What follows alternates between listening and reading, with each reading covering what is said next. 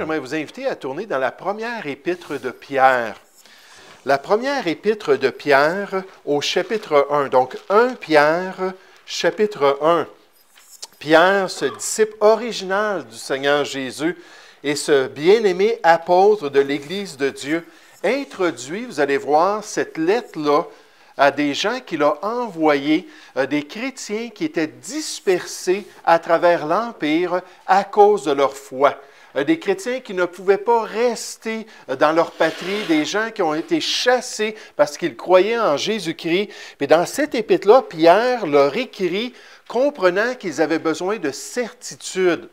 Ils avaient besoin d'encouragement en face de ce qu'ils étaient en train de vivre dans les voies de Dieu. Et Pierre leur présente des vérités de base pour soutenir des enfants de Dieu dans l'affliction. Donc, on va voir ça ici dans 1 Pierre, chapitre 1, des vérités de base lorsqu'on souffre, des vérités de base lorsqu'on vit des temps pénibles, lorsqu'on a des épreuves dans notre vie. Et Pierre avait vraiment un cœur de berger et un cœur compatissant envers ces gens. Donc, 1 Pierre, chapitre 1, à partir du verset 3 jusqu'au verset 6, si vous voulez suivre dans vos Bibles. Pierre dit, « Béni soit Dieu, le Père de notre Seigneur Jésus-Christ, qui, selon sa grande miséricorde, nous a régénérés pour une espérance vivante par la résurrection de Jésus-Christ d'entre les morts, pour un héritage qui ne peut ni se corrompre, ni se souiller, ni se flétrir. Il vous est réservé dans les cieux, dans votre vraie patrie en haut, dans les cieux. À vous qui, par la puissance de Dieu, êtes gardés par la foi, pour le salut prêt à être révélé dans les derniers temps. C'est là ce qui fait votre joie, ces vérités spirituelles. Quoique maintenant, puisqu'il le faut, vous soyez attristés pour un peu de temps par diverses épreuves.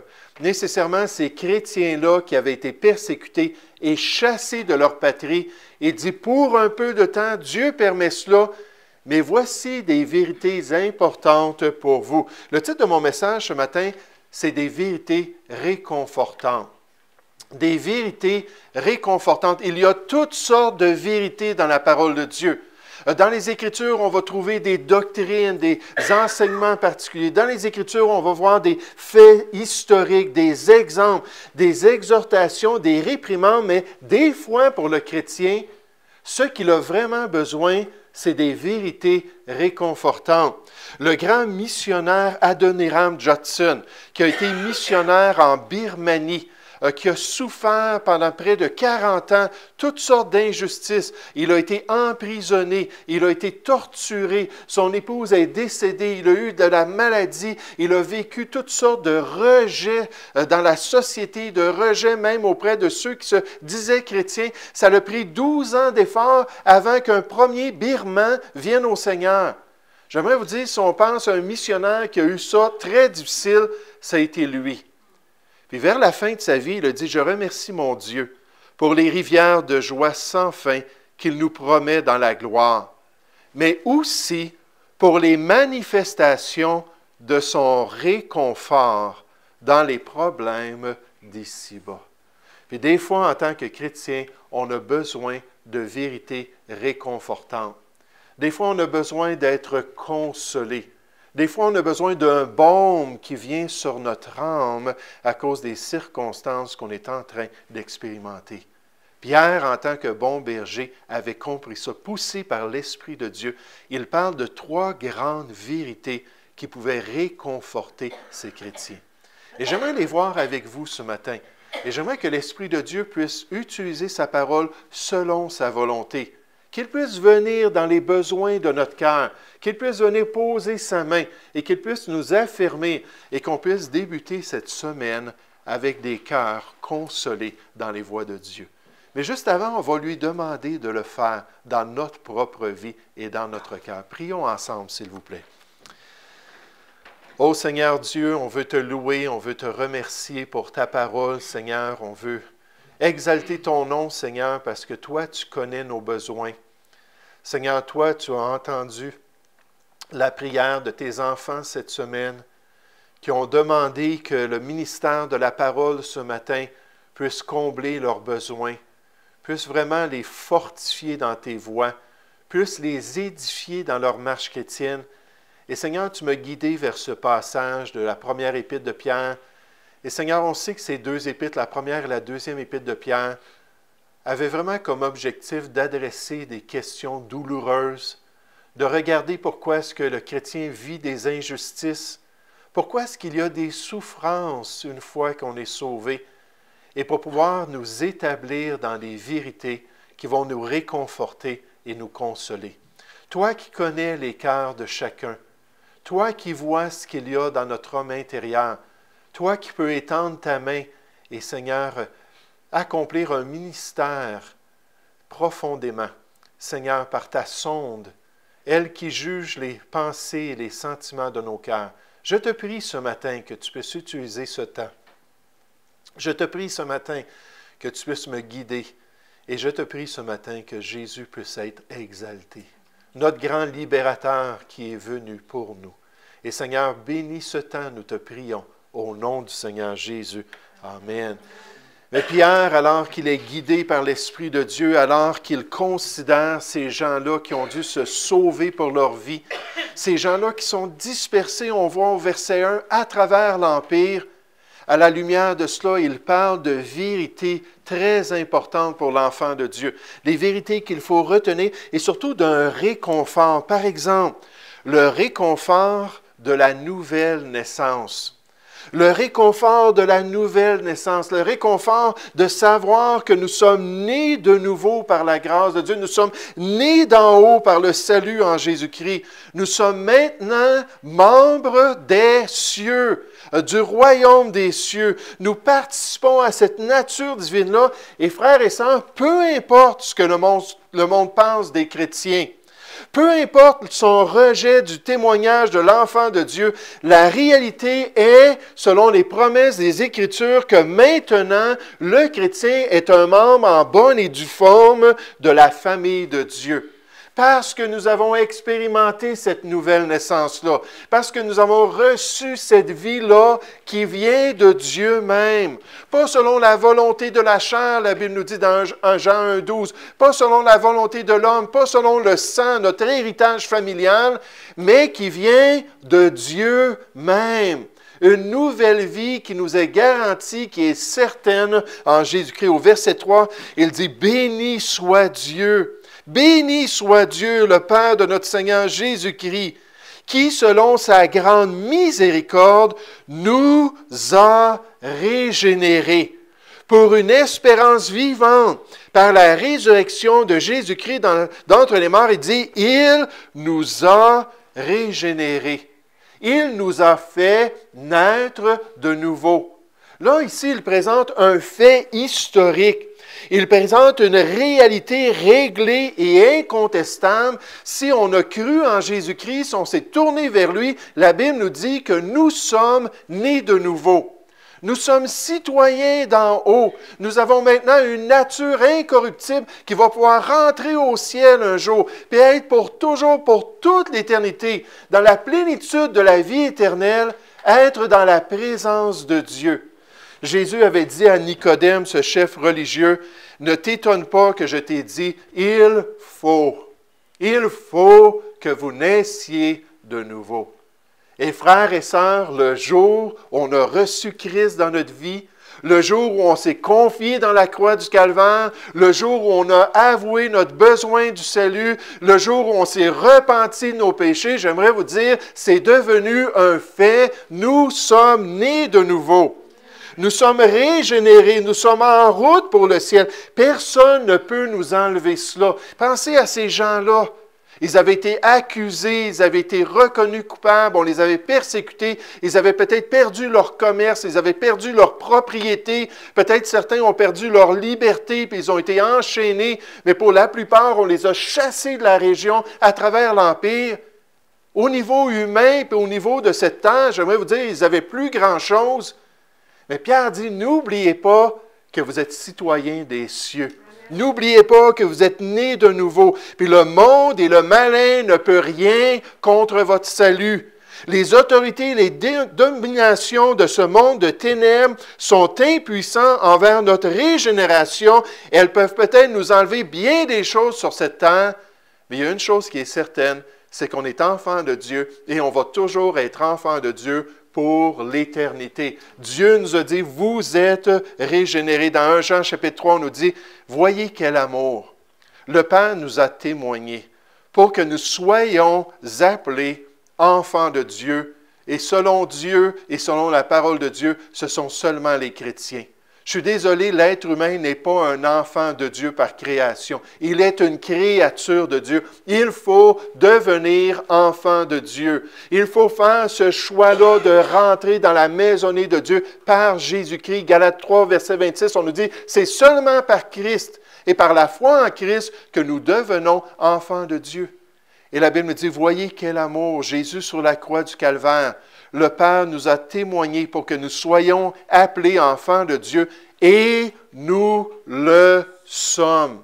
Nous avons cette vie, nous avons cette nature céleste-là, nous avons le droit de citoyenneté dans la gloire. Si le monde ne nous connaît pas, c'est leur problème. Parce qu'ils n'ont pas connu celui qui nous a sauvés, celui qui nous a régénérés, bien-aimés. Nous sommes maintenant enfants de Dieu. Et ce que nous serons n'a pas encore été manifesté. J'aimerais vous dire, les gens ne voient pas grande distinction, humainement, physiquement, entre un non-sauvé et un sauvé. Puis par la grâce de Dieu, peut-être dans notre témoignage, peut-être dans le fait qu'on est conséquent dans notre vie, peut-être parce qu'on est plus gentil, plus sensible, plus persévérant, qu'on est prêt à aller de l'avant dans notre vie, peut-être qu'ils vont voir une distinction. Mais j'aimerais vous dire un jour, quand Jésus va revenir, ça va tout changer. On va recevoir un corps de gloire. On va recevoir tout ce qui est nécessaire pour nous distinguer de ceux qui n'ont pas cru. Puis la Bible nous dit que peut-être pas encore aujourd'hui, ça n'a pas encore été manifesté, mais nous savons que lorsque cela sera manifesté, nous serons semblables à lui. Nous aurons sa gloire parce que nous le verrons tel qu'il est. Les premiers mots de Pierre dans cette épître sont ceux de paroles d'adoration. Béni soit Dieu et de louange, nous rappelant que le salut ne vient pas de ce que nous sommes ou de ce que nous avons accompli. Le salut est venu comme un cadeau de sa miséricorde. Le salut représente une nouvelle naissance, un changement profond de qui nous sommes, et c'est réconfortant de se rappeler que c'est fait. Nous sommes maintenant citoyens des cieux. Nous avons maintenant reçu cette nouvelle naissance. Nous avons reçu ce droit de citoyenneté dans le royaume de Dieu. Et peu importe ce qu'on vit ici-bas sur cette terre, peu importe comment les gens nous traitent, peu importe l'opposition et même extrêmement comme ces gens-là, si on nous chasse de la société, si on nous enlève nos droits, j'aimerais vous dire, ils ne peuvent rien faire contre ce qu'on a reçu en Jésus-Christ. Mais Pierre voulait encourager ces gens-là. Le bien-aimé apôtre voulait qu'ils soient affermis. Des croyants qui souffraient, qui avaient besoin de se rappeler du réconfort, deuxièmement, de l'héritage céleste.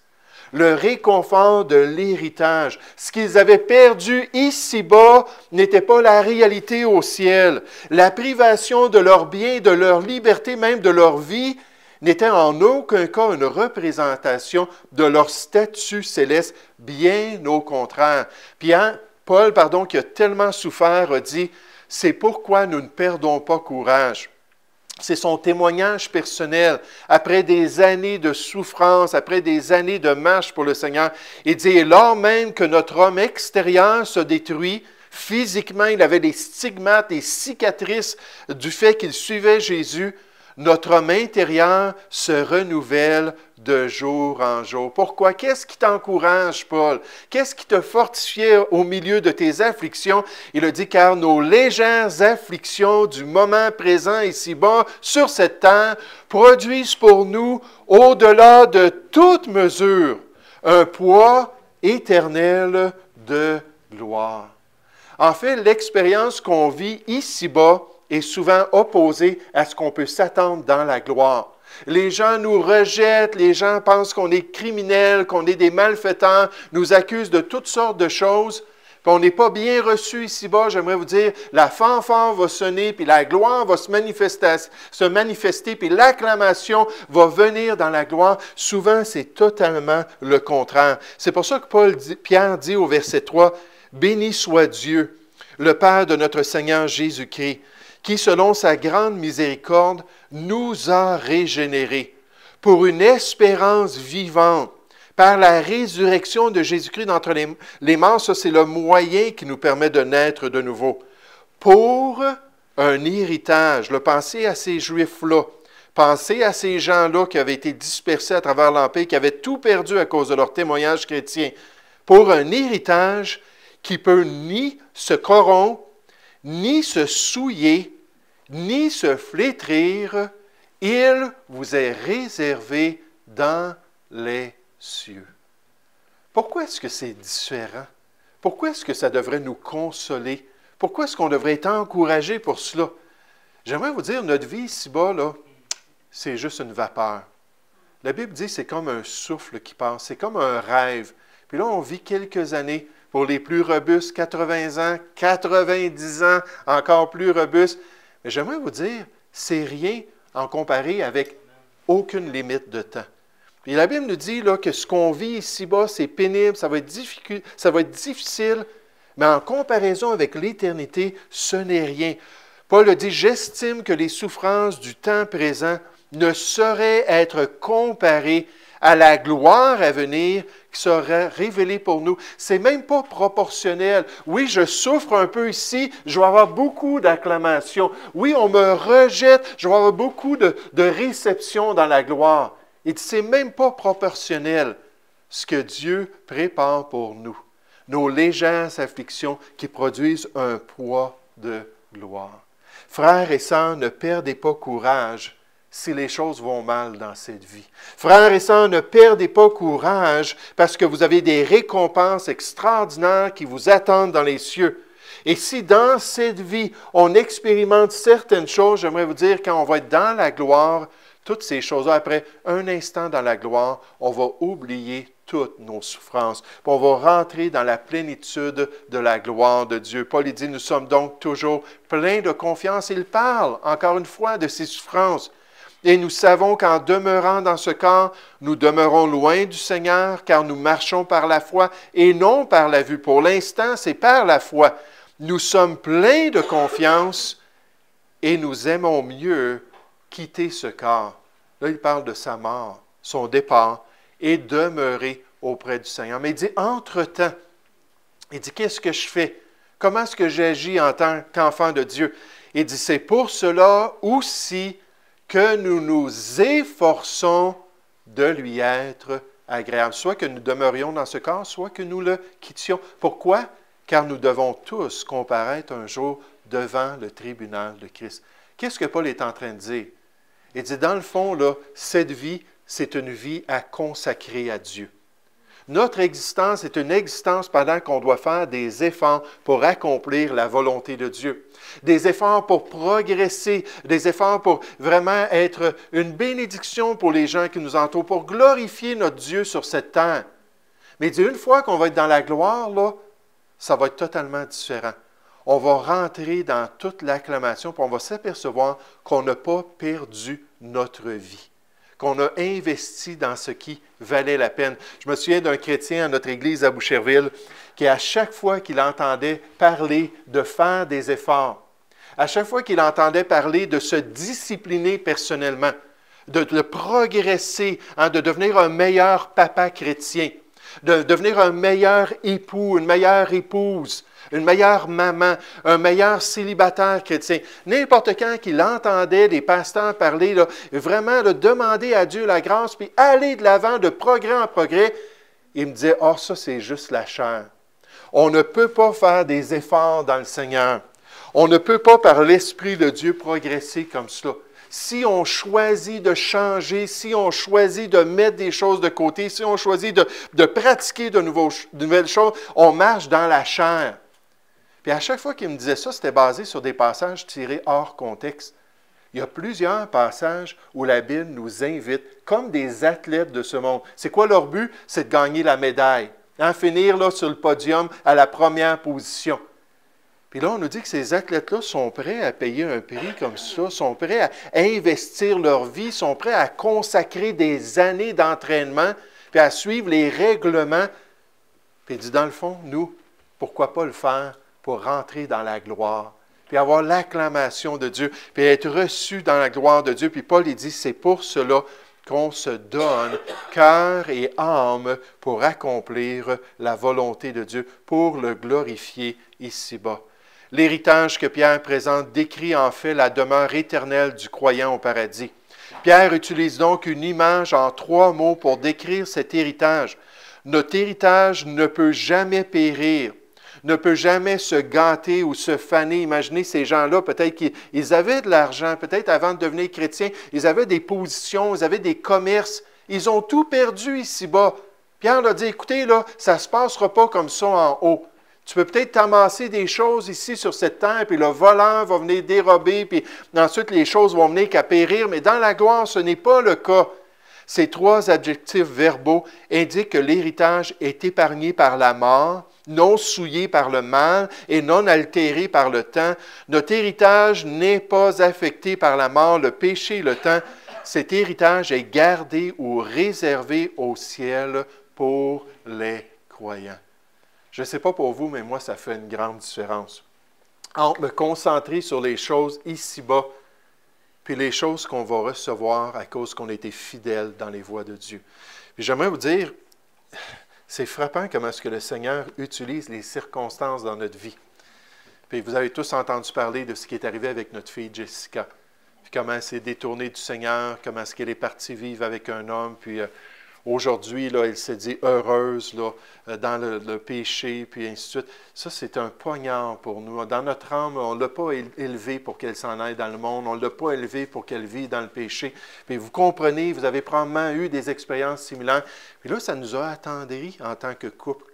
Ça nous a attendris en tant qu'individu envers ce que les gens sont en train de vivre.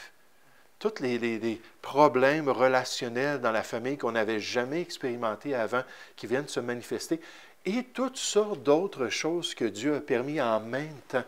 Puis là, la pression est grande, les circonstances sont grandes. Mais Dieu est en train de me dire, écoute, là, il dit peut-être qu'ici-bas, là, il y a des déceptions. Peut-être qu'ici-bas, tu perds des choses. Peut-être qu'ici-bas, tu vas payer un prix. Mais j'aimerais te dire, au ciel, c'est garanti. Je vais t'honorer au ciel, c'est garanti. J'ai des couronnes pour toi. Au ciel, j'ai un trésor que je vais te donner parce que tu auras choisi de rester dans mes voies et d'accomplir la volonté de Dieu. Et pour ces chrétiens, c'était tellement stratégique. Pour ces chrétiens, ils devaient comprendre qu'on peut gagner le monde ici-bas. On peut avoir toute la gloire. Hein? Je me souviens de Céline Dion, à un moment donné, qui parlait et disait qu'elle est acclamée dans toutes les nations. Elle peut aller n'importe où, puis chanter, puis elle est populaire, puis elle est riche. Je ne me souviens pas combien de manoirs qu'elle a sur la terre. Et pourtant, elle n'est pas riche pour Dieu. Elle n'a pas de place pour Dieu dans sa vie. Elle ne veut rien savoir de Dieu. Puis des personnes comme ça qui ont tout gagné, j'aimerais vous dire, dans l'éternité, là, ça va être un gros zéro. L'examen final, c'est 0%. C'est tout perdu à cause de ces choix-là. Mais en tant que chrétien, est-ce qu'on réalise que dans la balance, l'éternité, c'est plus important, puis qu'on doit se concentrer à accomplir la volonté de Dieu? Mais pour ces chrétiens-là, il y avait un réconfort dans leur position devant Dieu, dans leur relation avec Dieu, dans le fait qu'ils étaient maintenant des enfants de Dieu. Pour ces chrétiens-là, il y avait un réconfort, à savoir que nos sacrifices ici-bas allaient produire pour nous des résultats concrets, des choses qui allaient durer pendant toute l'éternité et qu'ils allaient être vraiment honorés dans le royaume de Dieu. Mais Pierre, alors qu'il pensait à ces gens, pour fortifier les plus démunis parmi les frères dispersés, il leur parle aussi du réconfort de la puissance de Dieu. Le réconfort de la puissance de Dieu pour le croyant, de cette grâce-là qui est toute suffisante, de cette force-là qui est en mesure de nous donner la victoire, peu importe les circonstances, qui peut soutenir le chrétien toute sa vie et dans toutes ses épreuves. Vous savez, des fois, on arrive à une place là, où on regarde des choses qu'on vit, puis on dit, c'est trop, Seigneur, je ne suis plus capable. Je suis plus capable. Puis là, on est vexé dans notre âme, on est vraiment bouleversé, on est dérangé, on n'a pas de joie, on n'a pas de paix, puis là, on est comme à l'extrême. Mais j'aimerais vous dire, non, tu n'es pas encore rendu là où Dieu te veut. Dieu a toujours quelque chose de plus pour toi. Dieu va toujours continuer à te travailler. Celui même qui a dit « Je puis tout par celui qui me fortifie » a dit « C'est possible d'être victorieux, en fait victorieux en toutes choses, toujours triompher en Christ. » Là, c'est un homme qui savait de quoi il parlait. C'est un homme qui avait payé le prix continuellement dans son ministère. Dès qu'il a pris position pour Jésus-Christ, il a commencé à être persécuté, puis les gens voulaient lui enlever la vie. Il a tout un grand pédigré de souffrance, cet homme-là. Puis il a dit, mais dans toutes ces choses, nous sommes plus que vainqueurs par celui qui nous a aimés. Est-ce qu'on a vécu plus que l'apôtre Paul? Est-ce qu'on a plus souffert que lui?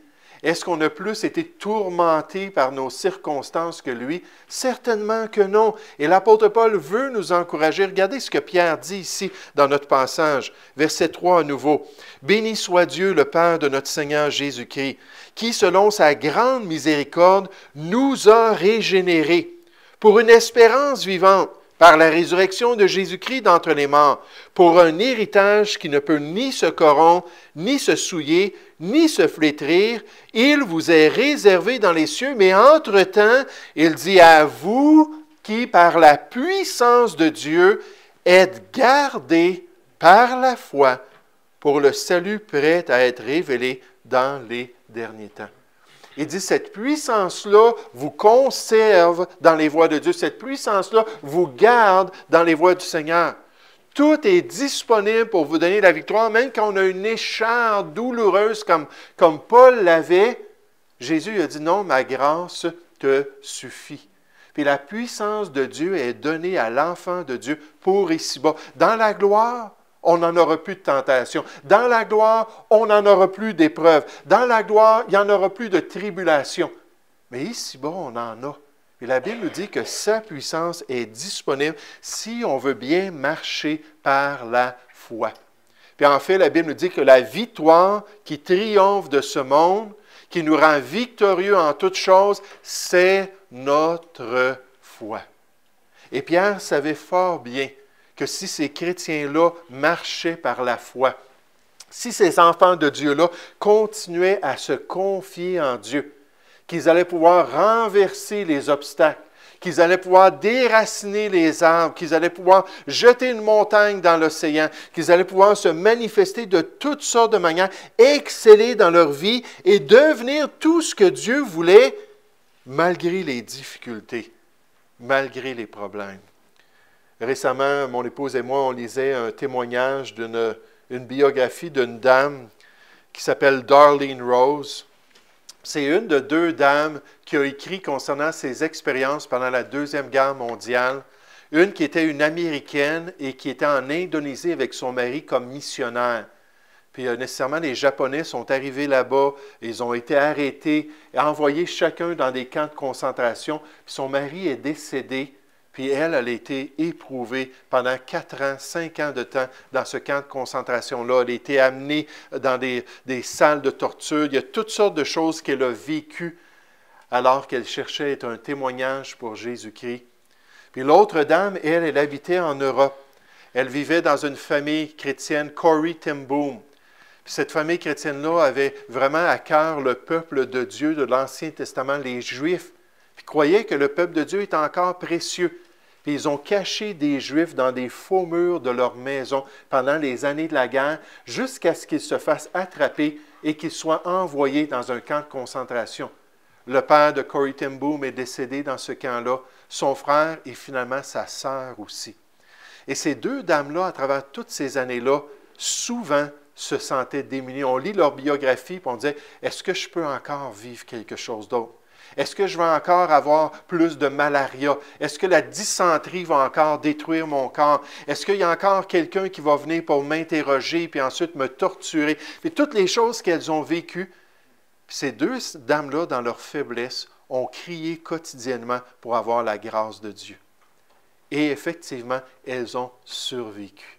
Un camp de concentration allemand, un camp de concentration japonais. Et les deux ont été utilisés par Dieu pour dire aux gens, lorsqu'elles étaient rendues vieilles, pour dire aux gens, n'ayez pas peur de vous confier en Dieu. Malgré les difficultés, malgré l'ampleur des traits enflammés que vous vivez, malgré les tentations, les difficultés, pourquoi ne pas mettre votre confiance en lui? Pourquoi ne pas accepter Jésus qui a dit « Croyez en moi et croyez en Dieu ». Puis mettez votre confiance entière en Dieu. Et ces deux dames-là sont un témoignage que dans les pires atrocités de la vie, c'est possible de continuer dans les voies de Dieu. À la fin de cette épître-là, Pierre dit « Le Dieu de toute grâce, avec beaucoup de compassion, qui vous a appelés en Jésus-Christ à la gloire éternelle, ça s'en vient, frères et sœurs.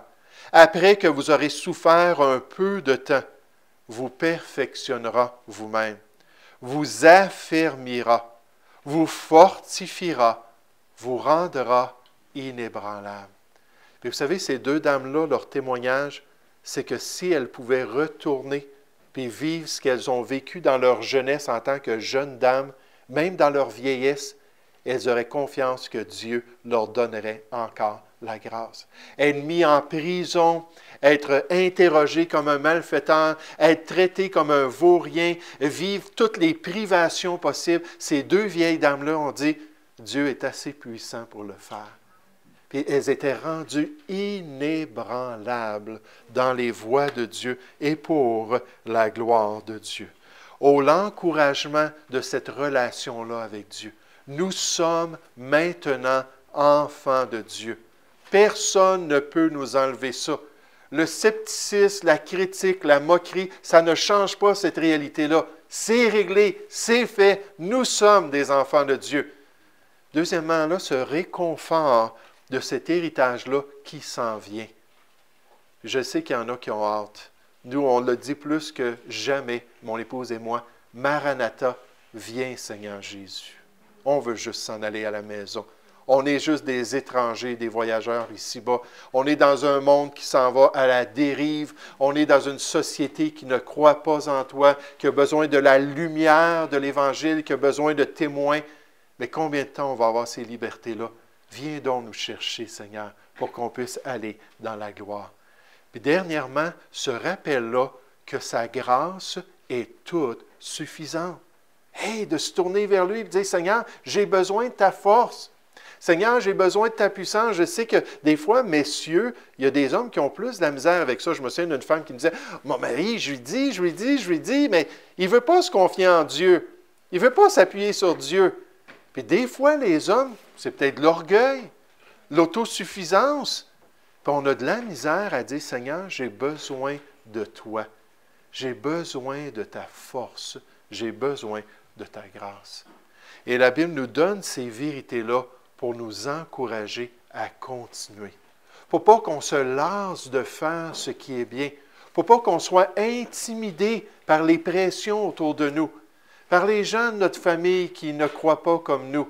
Les personnes dans notre voisinage qui se moquent de nos croyances.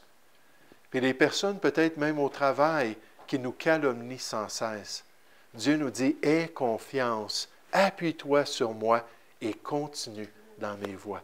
Aussi, ces chrétiens-là qui avaient tout perdu pouvaient recevoir de cela et être encouragés. Je pense que nous aussi, en tant que chrétiens, on peut être fortifiés dans les voies de Dieu en se confiant dans le Seigneur. Nous allons prier ensemble.